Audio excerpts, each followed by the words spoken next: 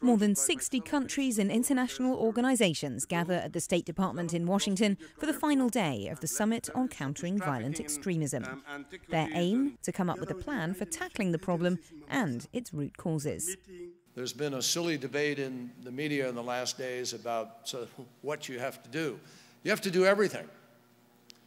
You have to take the people off the battlefield who are there today, but you're kind of stupid if all you do is do that and you don't prevent more people from going to the battlefield. All too aware of the challenge were ministers from France, Denmark, Egypt, Japan and Jordan, who all spoke of their country's shock after suffering recent terror attacks or hostage murders.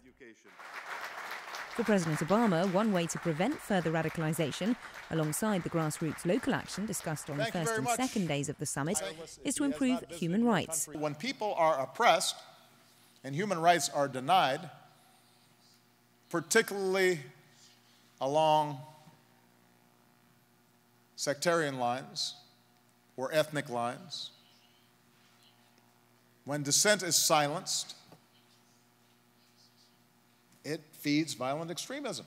Obviously, there is a complicated history between the Middle East, the West, but the notion that the West is at war with Islam is an ugly lie.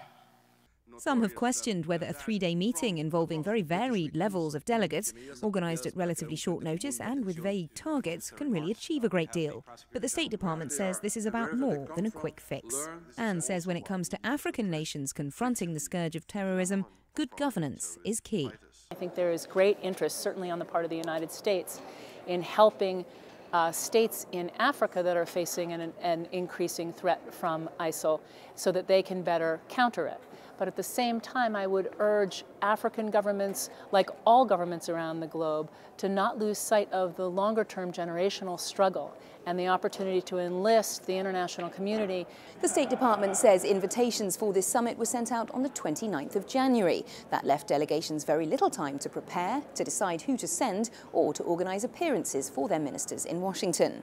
Nonetheless, following the most recent attacks in Egypt and Denmark, the gathering is timely, and it's likely that much of the most valuable work here will be done on the sidelines. Lorna Shaddick, Washington.